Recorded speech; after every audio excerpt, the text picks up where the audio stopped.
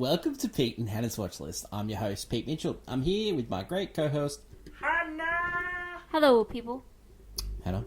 Yes. We're here today for AFI Top 100 10-Year Revisited. That's correct. But before we begin, let us tell the viewers and the listeners what they should do. Could you pretty please leave a like and subscribe to the channel? Subscribe. Leave a comment down below your feedback on this show, thoughts, feelings, criticisms, all that jazz welcome. Hit the notification button and you'll get great content like this one. That's right. Mm-hmm. Including Really? What else? AFI Top 100. Yes. About to do that. What's next? Mm-hmm. Movie news, Movie news. previews, and No, reviews. no jazz content. No jazz content. Also, draft coming up in early February, the year 2015. Yep. Danny will be here, so that should be fun. It was 10 years ago. Yes. Great work, Hen. You're always on the ball. Hen, today is 10-year revisited. It's AFI Top 100, and it's movie number 42. Yeah. Yep. And it is Bonnie and Clyde. Bonnie and Clyde. Have you seen this one before? No, no. I have. I've seen this one many times. Did you know much of Bonnie and Clyde? I know the Other character. than the Simpsons. Simpsons, but also just like they are, Stories. robbers in history. Like here it's a Ned Kelly, Yeah. and so everyone has that tale. Yeah. Famous robbers. Robin Hood? Isn't he fictional? No, he's real. Yep. Tara Edgerton. Or Kevin No, the Costner. Fox. Oh yeah. No, Robin Hood's real. Oh yeah. I believe.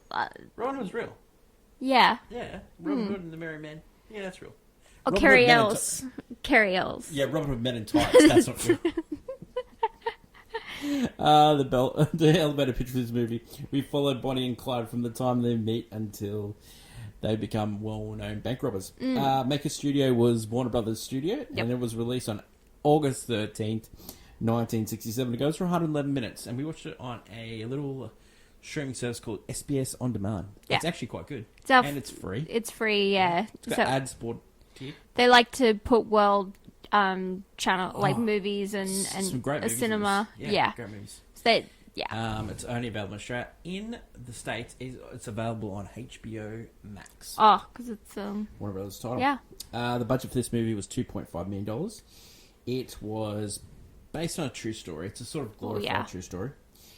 This film was intended as a romantic comedy version of the violent gangster films of the 1930s. Making sense, yeah. Updated with modern film making techniques, Arthur Penn, the director, portrayed some of the violent scenes with a comic tone, sometimes reminiscent of Keystone Cops slapstick. Yeah. But it was mixed in with the French New Wave director's influence, which had the rapid shifts of tone, the choppy editing. Yeah, and the no, I feel that. closing sequence. I feel that, yeah. That makes sense. Soon after they were trying to get French film bros of the time, the big new wave cinema guys, Truffaut and Godard. They were trying to get them to do the movie, right? But the Warner Brothers failed, so Warren Beatty knew this, so he was visiting Paris and he leaned on Truffaut for the project and its path. On returning to Hollywood, Beatty requested to see the script and bought the rights. After a meeting with Godard was not productive, Beatty was able to get the rights and get an American director. He talked to George Stevens, William Wyler, John Schlesinger, Brian G. Hutton, Sidney Pollock, but he ended up being able to convince Arthur because of the percentage that he got. Jack Warner did not like any of this. He didn't want to do this, right? Oh, yeah. But Warren Beatty convinced him to do this. He would cut his fee, because Warren Beatty was a big star. He come from Splendor in the Grass. He was a big star. He convinced him, okay, I will cut my fee for 40% of the movie. He gave 10% of that to Arthur Penn. Wow. And that's how he got him onto the board. Wow. Okay. Originally, Beatty wanted the movie shot in black and white. Jack Warner goes, no way. No way. It's not happening. The movie was written by David Newman and Richard Benton, right? And with some polishing from Robert Towne, who was a friend of Warren Beatty's.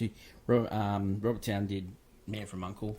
He also did McCabe and Mrs. Miller. Yeah. And he did Chinatown. And he was also the writer of the first 2 Mission Impossible movies. Wow. He was a big... He worked with Tom Cruise a lot. Did The Firm. Wow. Yeah. No, that's good. I like that. So That's David funny. Newman, he wrote Bad Company. He also wrote Superman 1 to 3. Wow. And he wrote a little movie called Santa Claus, or as you like to call it, Santa Claus. Christmas 2. Great, John Lithgow. Wow. Dudley Moore. That's hilarious. Richard Benton, he wrote Kramer versus Kramer and Wow. Places of the Heart, and he also helped with Superman. Wait, these are great. These are actually great. Now, the original story That is- was that they were going to focus on the fact that Clyde Clyde. was a bisexual. But either in the research of this, and there was like in the commentary, it was said that it was I just wouldn't play Warner anymore. was against it. Yeah. But there was a rumor going around that Beatty was against it too, because he was a known ladies' man. Interesting. So yeah, I'm gonna be so honest. it was hard. It's hard to knock down. You know, Arthur Penn, he was against the bisexual nature as well. He changed a couple of things in the script, and we'll talk that as we go through. He was known for he directed Little Big Man, Alice's Restaurant, Night Moves, which is a great little movie. He had Beatty, which did Splendor in the Grass. He came along with a movie. There was talk that Shirley MacLaine was going to be Bonnie, but once Beatty got himself as a role, it couldn't be Shirley because they're brother and sister. Yeah, that's weird. So That's weird. Faye Dunaway was Jane Fonda auditioned for the role and hated the fact that Faye Dunaway got this role. Oh. Ian Margaret, yeah. Sharon Tate, Leslie Curran, Carol Lynn, all auditioned for the role in research. Supposedly, Beatty was dating Natalie Wood at the time, and he wanted Natalie Wood to be Interesting. the Bonnie. but That'd she be. declined. Yeah, that's a different...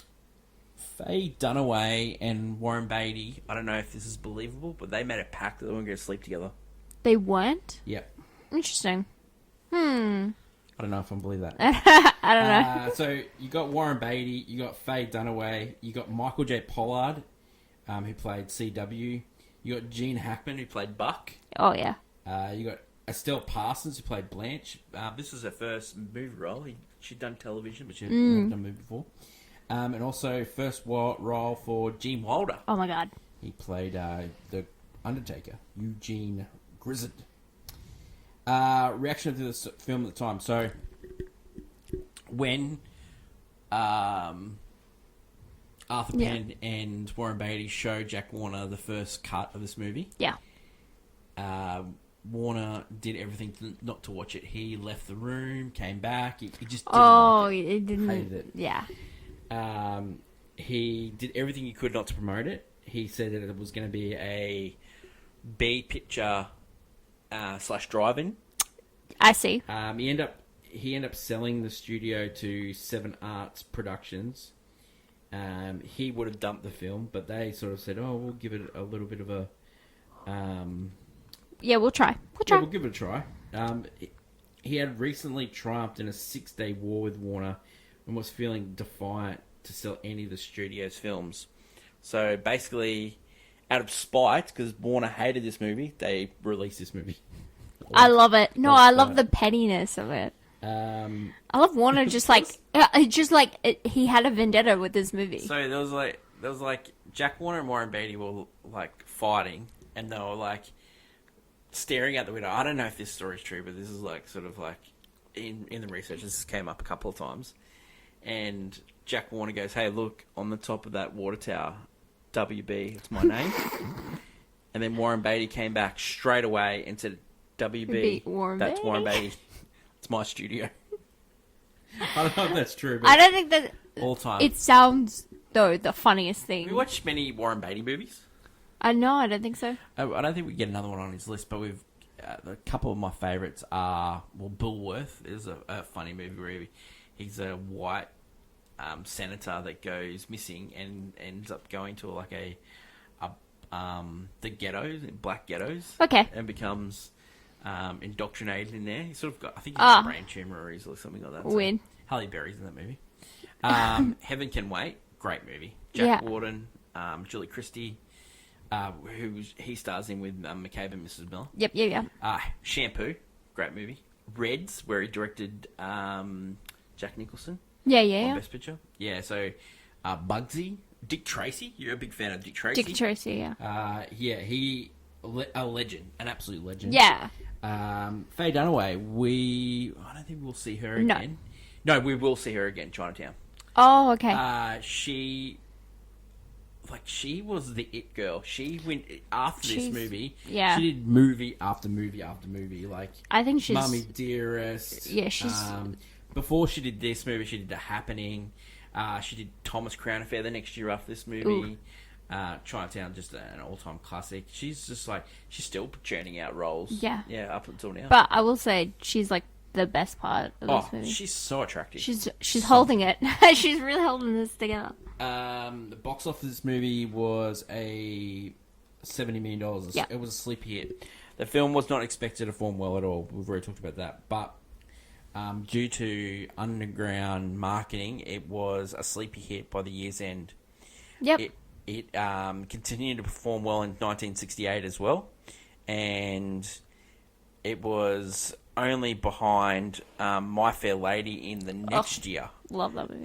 For the amount of money it turned out as well. The highest grossing movies of 1967. So you got Camelot at number 10, The Jungle Book, Disney movie, number 9. Thoroughly Modern Millie. Oh, yeah. Number 8. You Only Live Twice, James Bond movie. Number 7. To Sir With Love. One of the best movies. Valley of Dolls. That's a weird movie. Yep. The Dirty Dozen at number 4. Oh, yeah. Lee Marvin, your boy. Number 3 was Bonnie and Clyde. Guess Who's Coming to Dinner?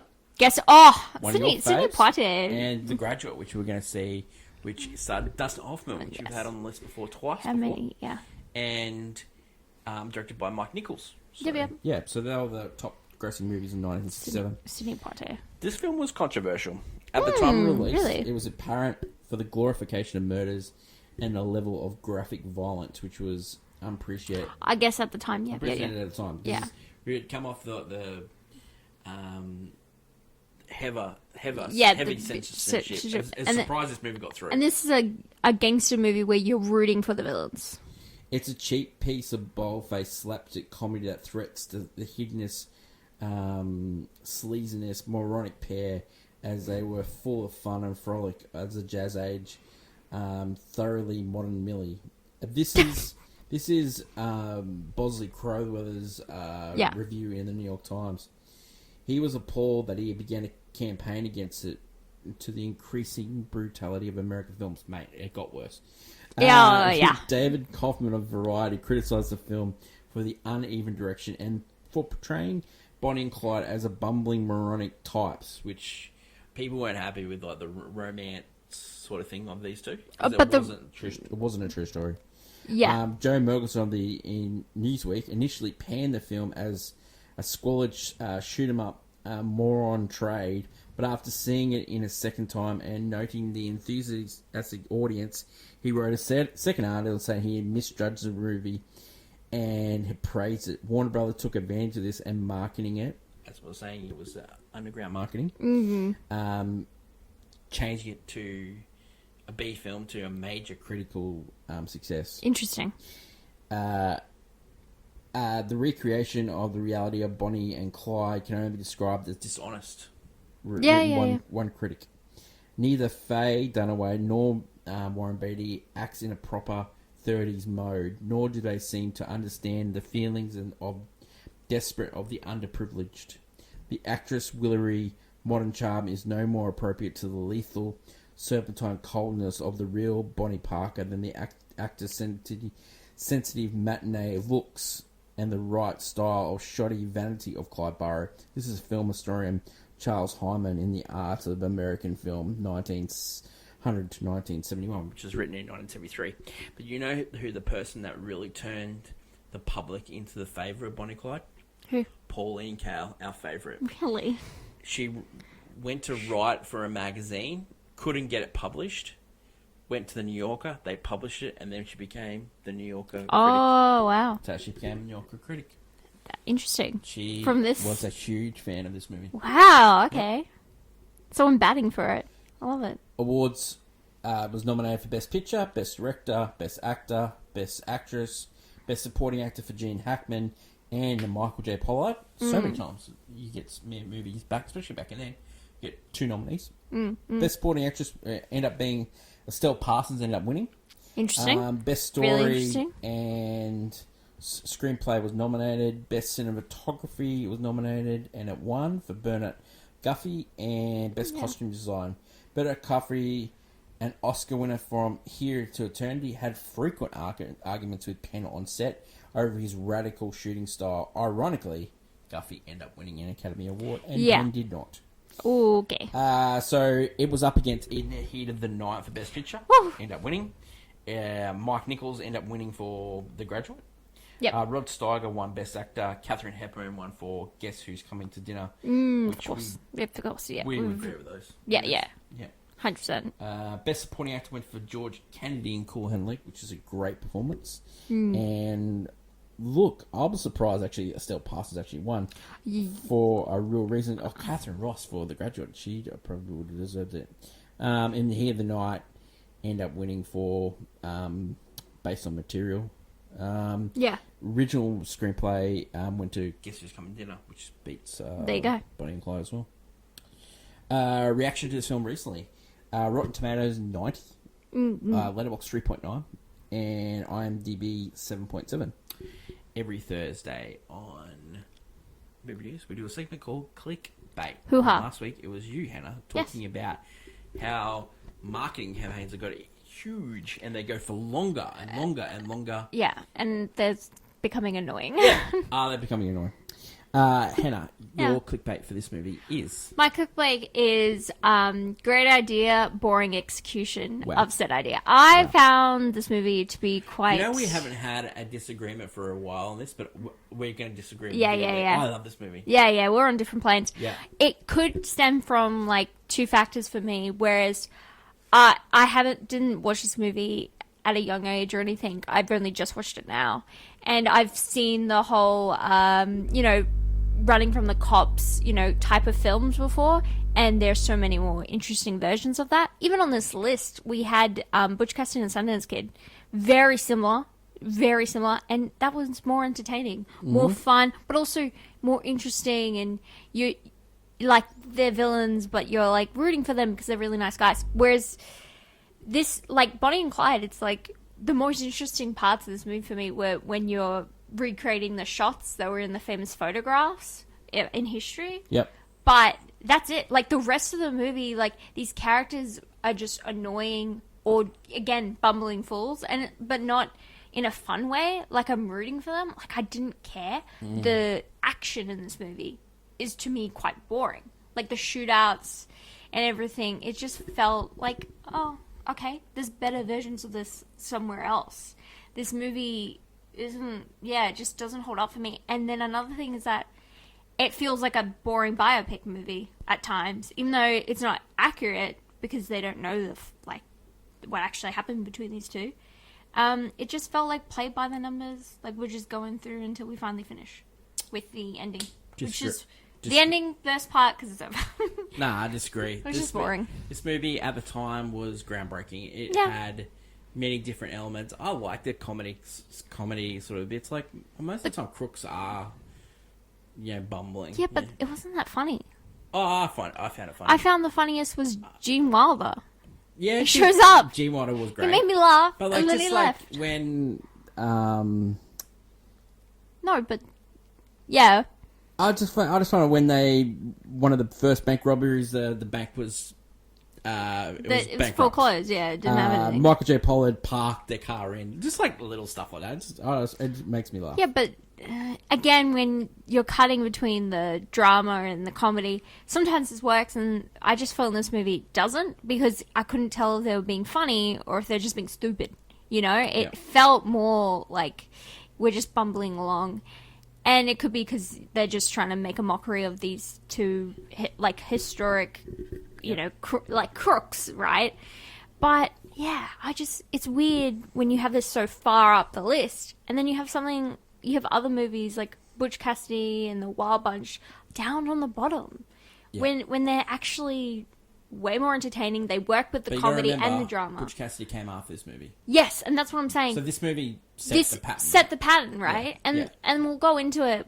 There's another movie where it's set the precedent, but there's better versions of it. That happens a lot. And this movie, set the stage, but why is it it's halfway through this list? I think it's good. No, I do. it's like, even though it set the precedent, I'm kind of like bored. You know what? Sometimes you get it wrong, and sometimes you got it wrong. I don't know. Fine. I don't think I did, because no one ever goes, "Oh, Bonnie and Clyde." Like, you don't. No, I think you're wrong. I think people do mention this. Like, Robert Zemeckis' favourite movie of all time, Bonnie and Clyde. Yeah, but he can't make good movies anymore, so... He made good movies, not anymore.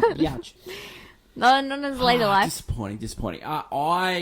My hot take for Bonnie and Clyde is that I think Faye Dunaway is top 5 actresses of all time. I don't think she's top 5, but I think she's very attractive in this movie. I think she's very attractive. I think she's... that should not be a barometer. No. I just mentioned she's very attractive, right? That's one. 2, it's not very competent. It's not a barometer on whether you're a good actress or not. True, it but helps. She's very competent in this movie. She's very... she's actually maybe acting. It's because Warren Beatty can't act at all. No offense to Warren Beatty, I don't think he's a very good actor. He's not very good in this. He's playing a very complicated character. Very that complicated sucks. character. That sucks. We'll go through the Clyde Burrows story, and he was up against Faye Dunaway, who's very good. She's great really good. Great network. Yeah. She was great in Mummy Dearest. She was great in the original Thomas Crown Affair. She also plays the psychiatrist in Thomas Crown Affair, the remake. She's been in so many great movies. She's just really fantastic. No, she's really good. She can play the femme fatale. She can play the really messed up person when she played Joan Crawford in Mummy Dearest. Yeah. Like she played a really evil character in Network. Like that. I know. And like that character is so hard to pull off because you could have hated her from the start, but you actually sort of like she was a woman in a man's world. You're going along with her. Yeah, and then she pulls the stunts. Stunts at the end, and then unbelievable. But I just think she's one. I reckon she's right up there with Katharine Hepburn and Meryl Streep. I reckon she'd be 3rd or 4th on the list of best actresses of all time. That's great. She's fantastic. I really enjoy her in this movie. She's really good. She does hold the movie together with Gene Hackman, I thought. Yeah. Yep. Let's start Pete and Hannah's review, scene breakdown. Mm-hmm. We start off with the still photos of the young Bonnie and Clyde. And black and white photos really works. Yeah. I really like it. They give you a little history. Give a little history that Clyde's been in jail for 2 years. Bonnie's sort of like bored with her life. A waitress, yeah. She's just in her room waiting to start her shift and yells down to Clyde, who looks like he's going to steal her mum's car. In the movie, Bonnie and Clyde meet when she catches him stealing her mother's car, but in reality, it is believed that they met when a mutual friend broke her arm and Bonnie was staying with her to act as a caretaker. Clyde happened to come by, pay the friend a visit, discovered Bonnie making hot chocolate in the kitchen. It was claimed that it was love at first sight. That was January 5th, 1930 at Clarence Clay House. The address was in Texas. This is a bit different. That sounds far more interesting. Yeah, they met before Clyde went to jail. They're in and out of jail all the time, these two. Yeah. But it does not portray that in the movie. No. Not portrayed in the movie. No, not at all. Clyde is portrayed as a smooth talker to get Bonnie into the car, but Clyde wasn't a noted smooth talker. He was like really quiet, sort of quiet gentleman. Which I think Warren Beatty gives off more than smooth talker. Yeah, because that's Warren Beatty's character. He doesn't give smooth talking. He's giving. We've got to remember this. The song by Carly Simon, "You're So Vain," is about Warren Beatty. Yeah. So he does get that vibe. Maybe he's in his head. He's doing really good. Bonnie sort of says, "What did you do before you stole cars, and he said, I'm a bank robber. And to prove that, he goes and robs a convenience store. The convenience guy sort of chases him down, and he has like a code. He doesn't want to shoot anyone or kill anyone. He'll maim him. He gets in the car and he's driving away, and Bonnie is just all over him. And this is where like Bonnie sort of gets she's sort of portrayed as a nymphomaniac, but witnesses at the time, two things. One, Bonnie wasn't that attractive. Yeah. Yep. And two, she wasn't a nympho, right? These are the things that Arthur Penn changed the script because what they wanted to do was make her mysterious and sort of desirable. Yes, of course. And trying to make her sort of appealing for all the negative stuff that she did. She was heartless.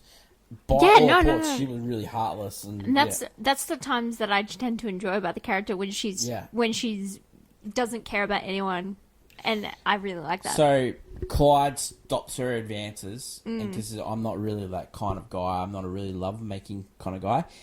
There were rumors going around that Clyde was homosexual, but nothing.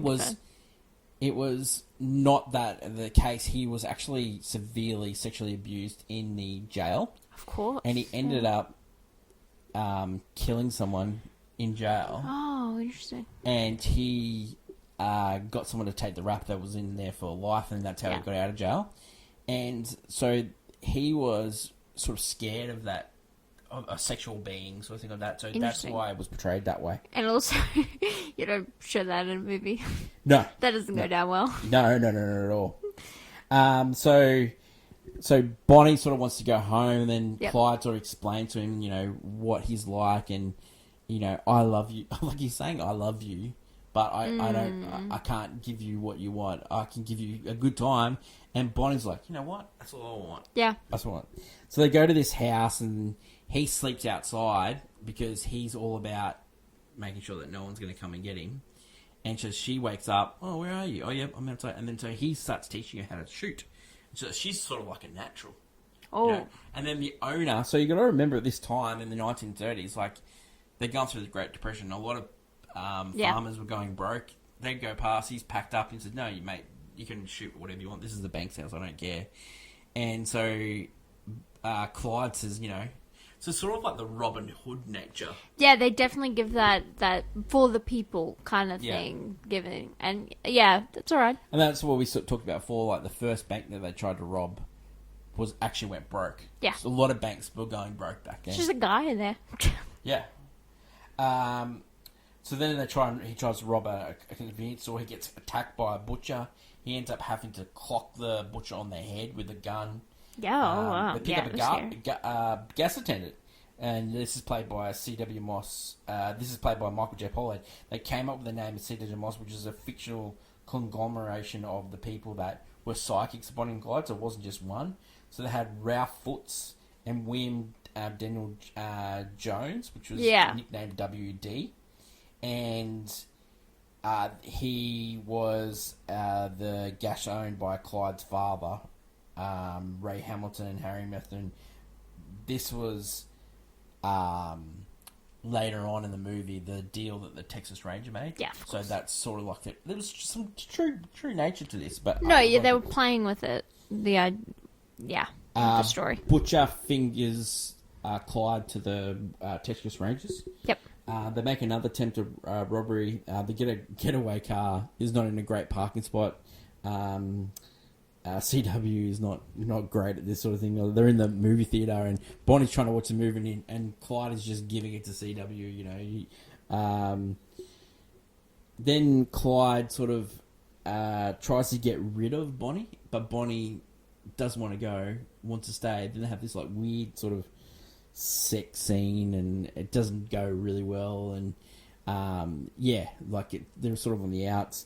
But then Clyde's brother turns up, and then Clyde's brother brings his wife, and his wife's played by Estelle Parsons. Now, I want to talk about this character because this character was nowhere near what In the movie. yeah. So originally, the real Blanche Borrow sort of said, "Yeah, you can do this story." The original script was pretty much spot on, but Arthur Penn changed it to make Faye Dunaway more beautiful. Yeah, of course. Stella Parsons not as attractive as Faye Dunaway. Yeah. In reality, they were both the same age. Bonnie Parker and Barrow. She was not a preacher's daughter.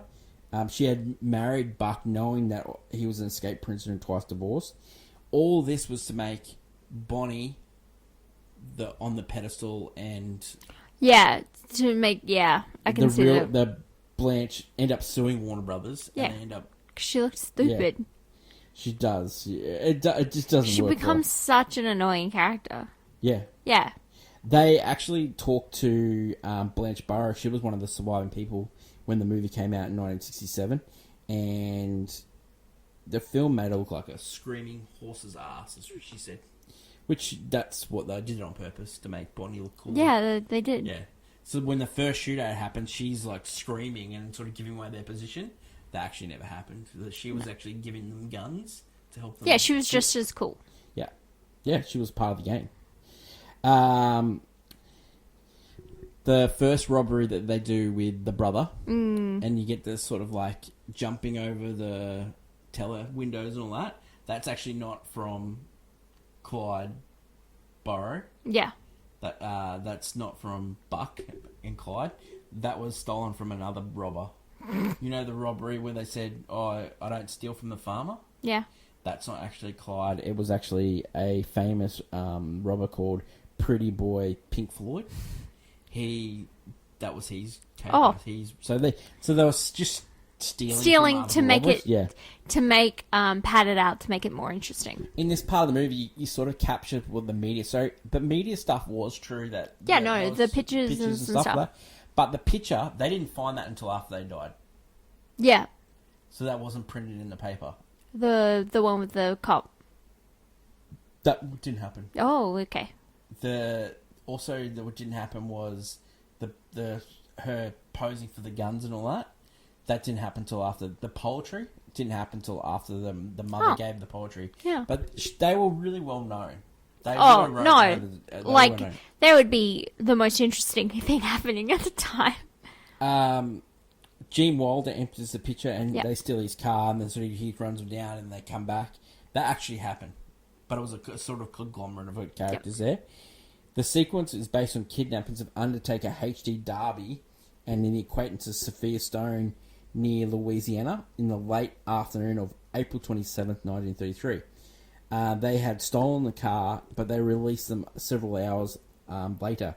According to Darby, which is the character that Gene Wilder's character is loosely based on, when one of the Barrow again asked what he did for a living, he replied, Undertaker, and Bonnie Parker allegedly had said to him in a sarcastic tone, "You may work on me someday." And the following year, H.D. Darby was one of the people that actually... Really? That's haunting. It's not confirmed. No, that'd be haunting. Bonnie misses her mother. They go and meet her. Clyde arranges to meet up. Mother tells Bonnie and Clyde to keep running. You're never going to be able to come back home. Yeah. Bonnie struggles with depression. Yeah, you could tell. You definitely tell. They go through like a chat sort of thing like that. Bonnie's not happy with all the other people that are there. She does not like the other couple Buck being there. No. But Buck, Clyde tells Bonnie, Buck's my brother. His family. Yeah. He's got a wife, you know. She doesn't like splitting up the money as well. No. They end up getting into a massive shootout with Tommy guns and grenades and, you know, I don't know how real that is, but it looked well shot. You know, for 1967, it was unbelievable. Buck ends up getting shot in the head. They get surrounded. Yeah. It's written in the paper that Buck was left there to die, but CW has said that, you know, he was dead. Yeah. So it was sort of written in the paper to make Clyde the bad guy. They also pinned other robberies on them. When they didn't. Oh, they weren't even there. All that stuff like that. So all that stuff happened in the press back then. They go to CW's dad's place, And at this time, the Hammer, the Texas Ranger, he is chasing them down. He's the one that they sort of humiliate in that picture.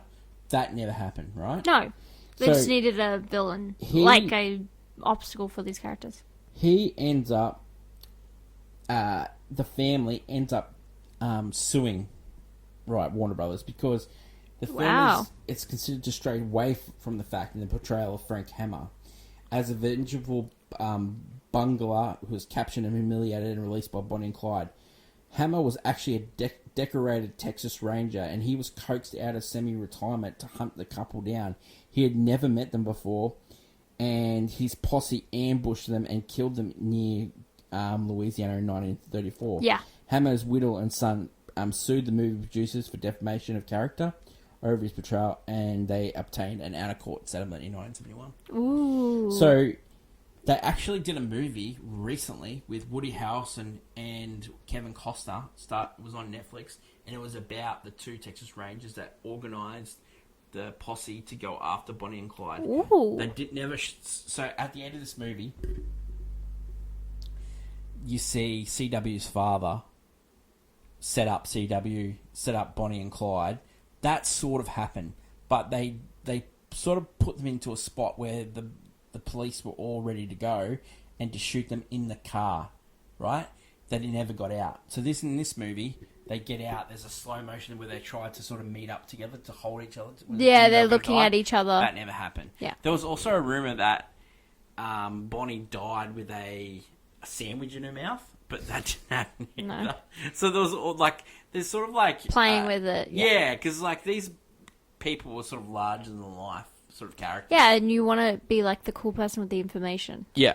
Yeah. Now there's another rumor sort of going around that end scene, right, was based on the Zapruder film, but the Zapruder film didn't come out after this movie was released. So they're saying, did Arthur Penn see the Zapruder film with Time Life? So as we get on in the internet era, you get a lot of these stories, and it's really hard to pick through what's real and what's not. In the director's commentary, there's no... the reason why they shot it in slow-mo wasn't because of the Zapruder film, but there's rumours going around online that was the reason why. Wow, okay. And because there's accidentally or on purpose, there's a chunk of Clyde's brain that falls away. They were saying that was sort of the back and to the left of okay. JFK. I'm just research. This is so just throw that out there. Reasons to see this movie: Faye Dunaway. Yeah, Faye Dunaway.